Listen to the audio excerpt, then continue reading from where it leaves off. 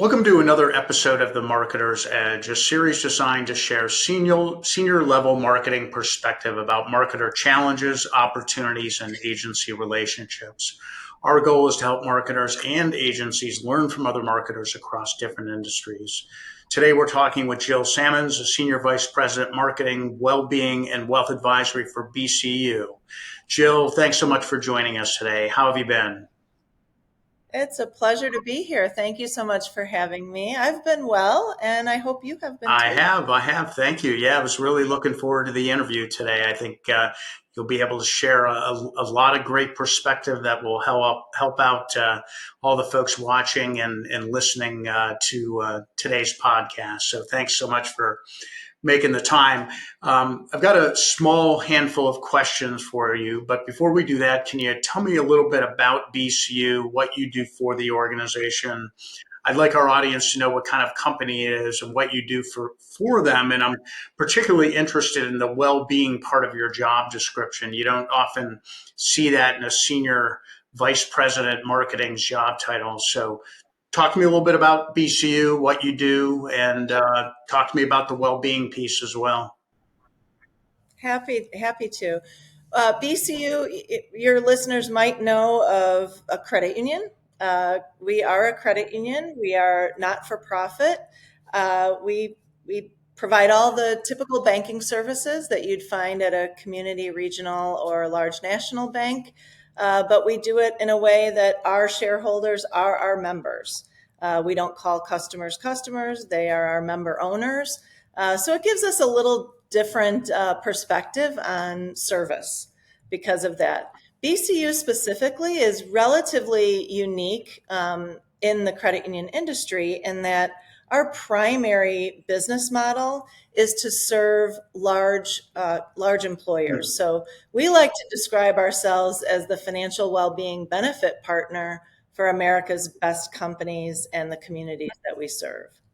So I think that kind of answer maybe leans toward an answer to your question about well-being being part of my job description.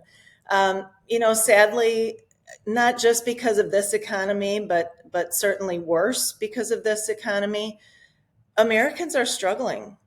There's a lot of stress related to financial matters in everyone's lives. And it isn't, unfortunately, also just in the un and underbanked. This is affecting every demographic. And you could be making, six figures and still not be able to sleep at night because of financial stress. This is common with these large employers. And so BCU partners with companies that really care about improving the financial well-being, the overall well-being of their employees. And many of them have organizations within their organization that focus on all the facets of well-being, physical, mental, financial. And that's where we come in. We're a absolutely free, no cost benefit to these large companies. And because of their focus on well-being, we come in really talking about how we can add value to their employees and families rather than talking about products and services. That's great. So how does that manifest itself within an organization when you are there, to help employees manage their financial well-being? Sure. Well, we're very, very fortunate because these companies that we partner with really view us as a benefit partner and not a vendor. Okay. And as a result, they give us access to communication channels within their business. And so we're able to acquire and attract business from messaging these employees about, we start by talking about their overall financial well-being. Maybe it's part education, maybe it's part motivation, and it's part continuing knowledge. But what happens is most well-being organizations stop at the coaching or the education because they don't have the products and services to then back it up. And so after they've convinced someone that they can do something about their financial wellness, they have to then send them off to someone else. We are able to then offer the products and services to help improve the financial well-being of everyone that we're serving. So most, by the time you get to your professional career, most people are banking somewhere. Right. And so it makes it it makes it an easier conversation, because then you're comparing, here's what I have and how this bank might be helping me with my financial management, day-to-day money management, and here's how the credit union can do Hmm. that for That's me. great. That's great. Yeah, I've talked to a number of credit unions in the past, interviewing executives, and they talk a lot about community and being part of the community. But this is definitely the first time I've heard of your approach, where you're really trying to embed yourself within the company organizations that you're working with to better the lives of financially, better the lives of employees. So applaud that. That's great. Great to hear. Um, so, talk to me about truth number 10. I was reading your LinkedIn profile and found a number of things in there that were really interesting. It was from a book called The Truth About Leadership, and how how has it influenced you and your style of leadership at BCU? Maybe start by telling our audience what truth number 10 is. I'd be happy to. Truth number 10 is all about leading from the heart. It's when you're passionate about values and visions that make a difference, and that you really find you're gratified by your leadership giving to others and then watching others thrive, supporting others' success to generate success for all. And I learned about this, the truth about leadership, as you pointed out, is the title of the book. I learned about these truths when I was fortunate enough to be asked to participate on an advisory board, where we met with a career coach, and we were encouraged as a group, the small advisory board, to read a few different books about leadership. And this was just the one that stuck with me. It really spoke to me, particularly that truth number 10. I find that there's many different ways to be a great leader. And what comes natural and authentic to me is just to be a leader that really puts others first, set a good example, but put others first and let them know that when one succeeds, we all Right, succeed. right. Are there specific ways that that sort of, again, I'll use the word manifests itself in the organization at BCU? Are there specific things that you do, or is it just sort of a general philosophy and approach to how you work with your employees? Well, certainly there's many different leaders and many different leadership styles at BCU, but there are two things that I think really contribute to me being able to be my authentic leadership self and to help others. And the first is that um, we lead with shared values. So no matter what role you have in the company, we not only put words on the wall, but we live them, we embody them, and our performance is in part measured on how we embody our shared values, which at BCU are inclusion, courage, collaboration, integrity, and one word that probably you wouldn't find in most shared values, we say wow. So, what are you going to do to wow your colleagues, wow your members, wow your business partners? And so, shared values is one of the things that we check ourselves against often. And the other is a really robust mentoring process at BCU. There's individual mentoring, and then we also do group mentoring. So I noticed that you recently were a guest on James Robert Lay's Banking on Digital Growth podcast, and talked about saying, in quotes here, no to grow, which is kind of an interesting concept. Seems a little bit counterintuitive, but I'm sure there's some solid foundational, principles behind it. Can you talk a little bit about know to grow and how it applies to your world at BCU? Sure, sure. So, know to grow was something that kind of naturally came out of the conversation I was having with James Okay, Robert during that podcast. It absolutely is something that we kind of dug into last year. I certainly can't take credit for the know to great.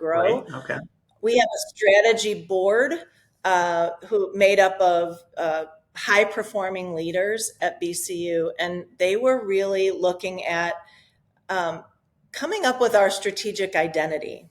And part of that strategic identity was also identifying our differentiators. And if we need to close the execution gap, which we all want to do on achieving our strategy, then we can't be all things to all right, people.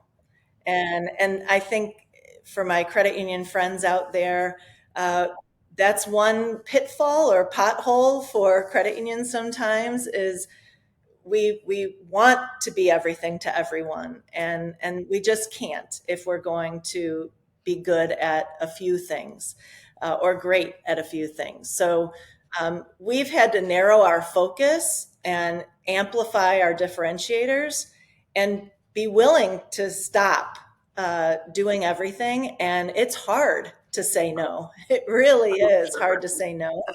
And specific to my role in marketing, it's exceptionally hard because we support the entire organization from internal communications to brand awareness, product marketing, and we can't prioritize everything the same.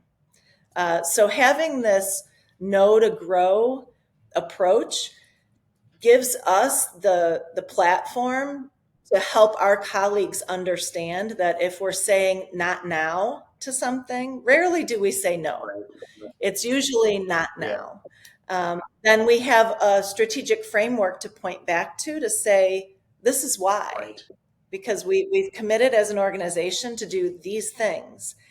And what you're asking for, or what is probably a really good idea, we just can't prioritize at this time, but we're going to put that over to, I think James Robert in our conversation, we were saying innovation jar. We're going to put this over here and pull it out at another yeah, time. yeah. That I'm sure that's got to be a tough thing to do. Is just set those priorities and I'm sure the people on the receiving end of the no don't necessarily love it, but yeah, you do try and be too many things to too many people, and it's kind of like advertising agencies that we work with.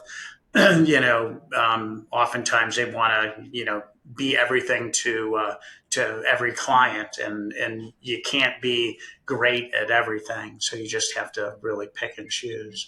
So I'm curious with the banking and credit union market being as saturated as it is, how does BCU effectively differentiate itself from its competitors in the marketplace and attract new members? And I have a feeling just, now having talked with you, that it probably centers on sort of that well-being centric sort of messaging. But why don't you talk a little bit about sort of the marketplace and how you help set yourself apart?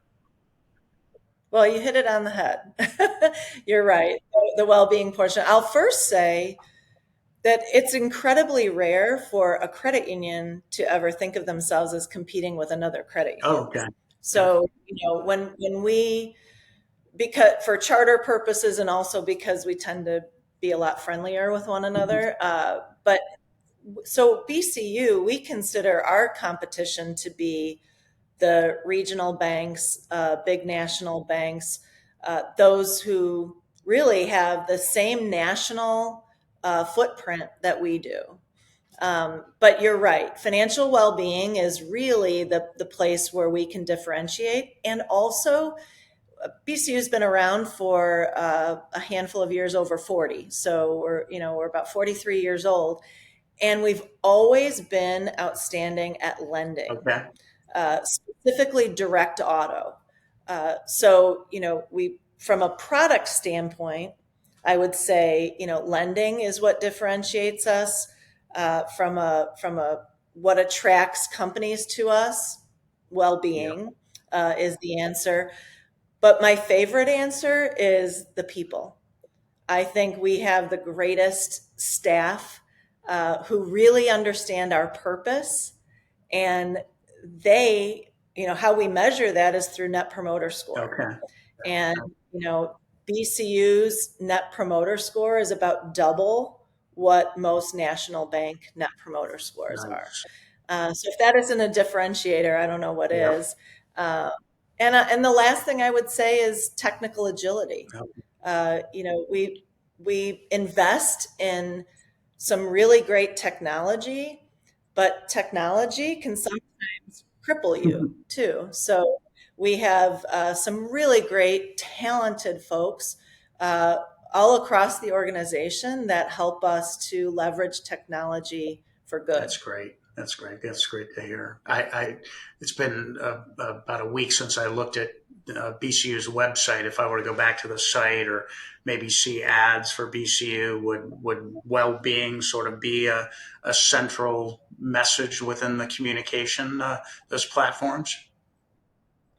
It would. What we try to convey is our purpose statement is empowering people to discover financial freedom. Okay. It sounds fluffy. You hear that at a lot, but really the meaning behind that is we're here to help you, but we want you as a member to feel empowered to make these decisions on your own, so that the next time, because life looks like this, right? You're going to hit peaks and valleys in your finances throughout your lifetime. So when those inevitable valleys come, if you have learned and feel empowered to make the right decisions to get yourself out of them, that's Yeah. great. And financial freedom to us is really being free of the stress that comes with anything having to do with Yeah. money. Yeah. That's great. So you've been working with BCU for quite a while, and if my math's correct, it's been close to 25 years. Is that correct? I've actually been there almost Oh, there.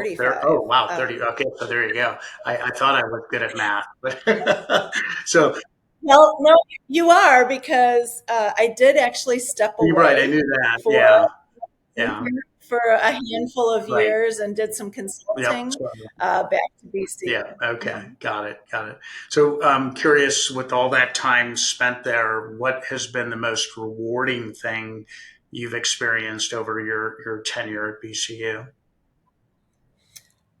Well, I got to be honest and tell you that the most rewarding thing was being given the opportunity and privilege of doing that stepping away, because the most important job I have and will ever have is hands down being a Yeah. mom. There you go. Uh, and BCU afforded me the opportunity to step away so I could be full time home with my kids when they needed me the most, and then to welcome me back into the Yeah. organization and continue to develop in my career. So that's the most That's rewarding. great. Uh, Professionally, I would say building teams and developing other Yeah. people.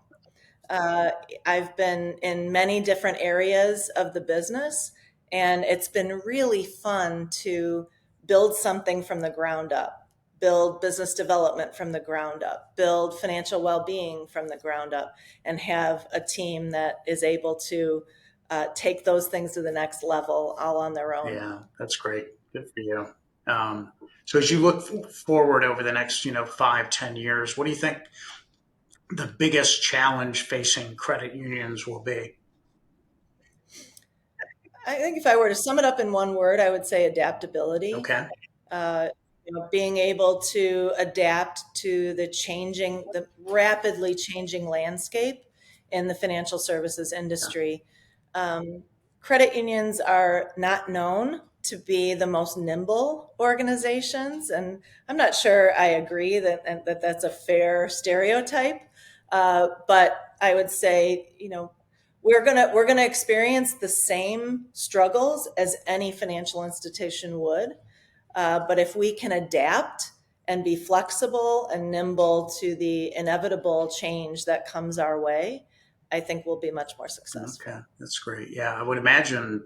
I mean, my gut would say would be that credit unions would be a lot more nimble and agile and flexible than big regional banks. Do you think that just as a category, do you think that's not the case?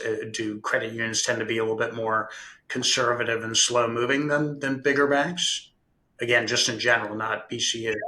I, yeah, I think sometimes it comes with, well, I guess I would certainly compare, focus in on marketing for a minute. The marketing budget of an organization like Bank of America, Chase, compared to the marketing budget that we have. Also, reaching audiences, it's a perception thing. Credit unions can't have, we don't have the girth to be able to have a facility on every Yeah, street right. corner. Brick and mortar is that's a challenge in and of Yeah, itself. yeah, And most people don't ever walk into a branch, never. Everyone's doing everything here right yeah, now. And but there's a perception among consumers that I need to know that there's a branch there in case I need yep, it. yeah, And so I would say that, that's one of the things that could hold a credit union back from being nimble enough, is responding to that perception of the general public.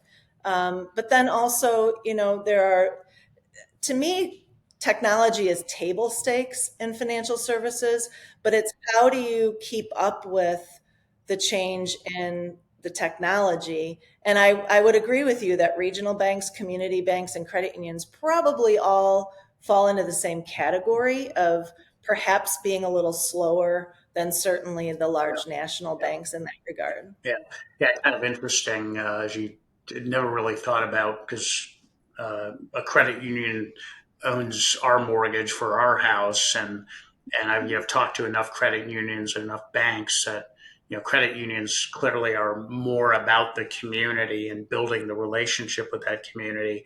Yet there are far fewer brick and mortar locations that I, as a member, can walk into and feel part of that community. So definitely, I hadn't really thought about it in that context. It really sort of puts an extra set of challenges on credit unions to be able to fulfill sort of that mission that you're trying to accomplish.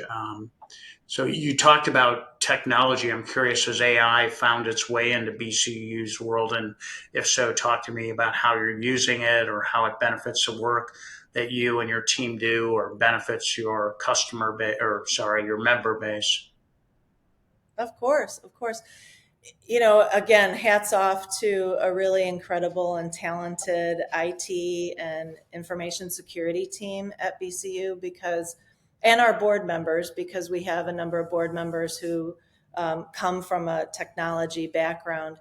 I think the order of operations for us, I think, has gone well, where we have investigated and really invested a lot of time in understanding what could go wrong with artificial intelligence and generative AI, and how can we do the best to protect our members' information, and the institution.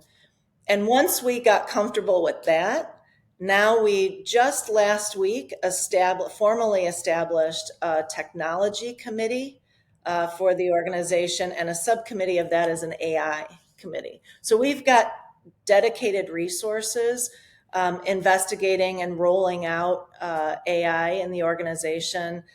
Change management is, of course, a big part of that. Employee perception, the fear of employees not wanting their job to be Sure. replaced by technology. But a few specific examples I can give you for in the way we're using Mhm. AI in my team, is that a group of designers and copywriters. Okay. leveraging generative AI for, modifying an image. Now, that could certainly happen in every day with the tools that they have, but it might take them a few Right. hours to, we had one last week where it was a mortgage campaign and we wanted the image to depict someone who had just moved, but the image we loved didn't have boxes in the Yeah. background. So we wanted to add moving boxes in the Nice. background. That would have taken an entire Right. afternoon, but we were able to do it in a matter of Yeah. seconds with AI and got the same great result. So and then more on the integrated marketing side, not on the creative services. We use AI for, and particularly Salesforce Einstein tool for optimal send time Okay. for communications that we deliver via Sure. email.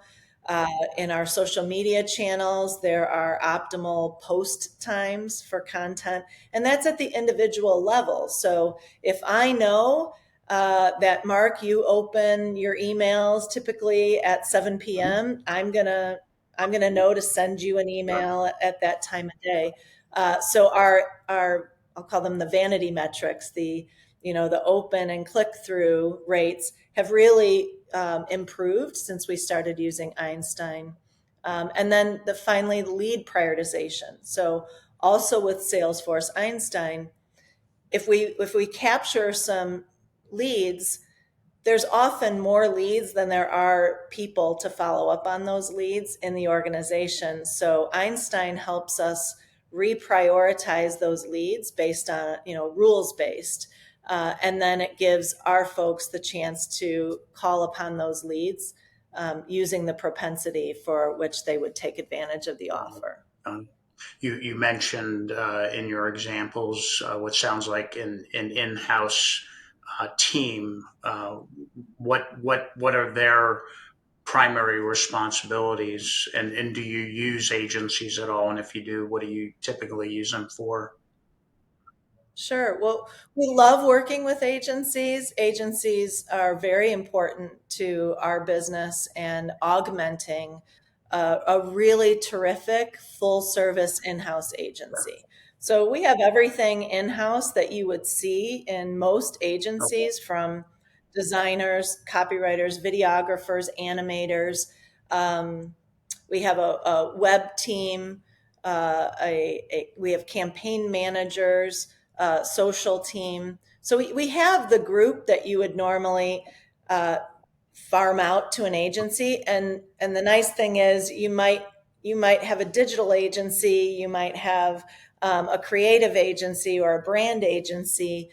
We have a little bit of all of Okay. that in Yeah. house. House. But there certainly are capacity constraints for us. And when our capacity doesn't allow for our priorities to be completed, then we work with a handful of agencies who can help support that So for it's us. primarily a capacity issue, and I ask because I've heard some marketers that have in-house teams, maybe not as robust as yours, but go outside for different, fresh perspective. But it sounds like, Mhm. do you do any of that, or is it primarily sort of capacity driven when you turn to outside firms? I would say on a most regular basis, it's capacity Got it. driven. But you're absolutely right. I love the fresh Yeah. perspective. If we're launching a new Okay. product, I love to work with an agency on that. And then also, we did a very large brand Okay. refresh in a handful of years ago. And that we worked with an Yeah. agency both on research and development and then on execution of a Yeah. brand Makes sense. strategy. That makes sense. Well, cool. I've just got a couple more questions for you. So, one Sure. is any advice you'd give to a marketer, and doesn't necessarily have to be a credit union marketer, just a marketer in general, thinking about bringing a new agency on board? I'm not as familiar with the. I hope the terminology is still relevant, but agency of record was a term that was very commonly used a handful of years ago. My advice to a marketer is don't be afraid to commit to an agency of record, but be very mindful that over time, the same things that you just described about, you lose a little bit of that fresh perspective because your agency of record then becomes almost like your in-house team. Yeah, So my advice to a marketer would be find 2 or 3 agencies that you really have great chemistry with, that you really like their approach, that seem to have a similar value set to you and your organization, and then work with all of them and keep it fresh on a continuous basis by working with that's all great. of them. Yeah, good advice. And then again, I would say the second thing there would be channel optimization. Okay. Not every agency is is exceptional at every distribution channel that you have the opportunity to use. So you might have one agency that does exceptionally well with direct mail, and then you might have another agency that really understands paid media. There's a lot, there's unicorns out there that that can do it all. But channel optimization for success and ROI of your marketing, that would be a way that I would work with different agencies as Cool. well. That's great. So my last question is, if an agency was trying to knock down your door and attempting to win business from you, what advice would you give them? The advice I would give them is don't assume that because we're a credit union that we do things the way all other credit unions do them. So when you're trying to win my business, please don't come to me with the ways that you've helped other credit unions be successful. I love hearing that, and I would love to borrow the success and the successful ideas of my peers, but I really admire when an agency understands who we Right. are and what our challenges are and what our goals are and what our past successes have looked like to help us craft something that will help us stand out to the consumer that we're trying to reach rather than being more of the Yeah. same. Do you think there's enough of that available to agencies to be able to come to you with sort of that perspective or approach? Oh, certainly. And I'm always willing to have a kind of a meet and greet Sure. Right. conversation with anybody and answer any Right. questions that will help give them the knowledge that they would Yeah. need to prepare for a really good pitch. Right. And also, I learn from everybody I have a conversation with. Yeah. So I'm always open to hearing, open ears all the Yeah. time. That's great. Well, Jill, this has been awesome. Certainly met and exceeded my expectations in terms of the kind of perspective that you'd be able to provide, not just in terms of how you run your marketing organization, but how you approach leadership within the organization. And I think it's going to be inspiring and insightful for the folks watching and listening, when we ultimately push us out. So thank you so much, and you say hi to my hometown of Chicago, and yeah, wish you a great weekend. Thank you so much. I really appreciate your kind words. And to everyone watching and listening, thanks for letting me get in your ear a little There you bit go. today. That's great.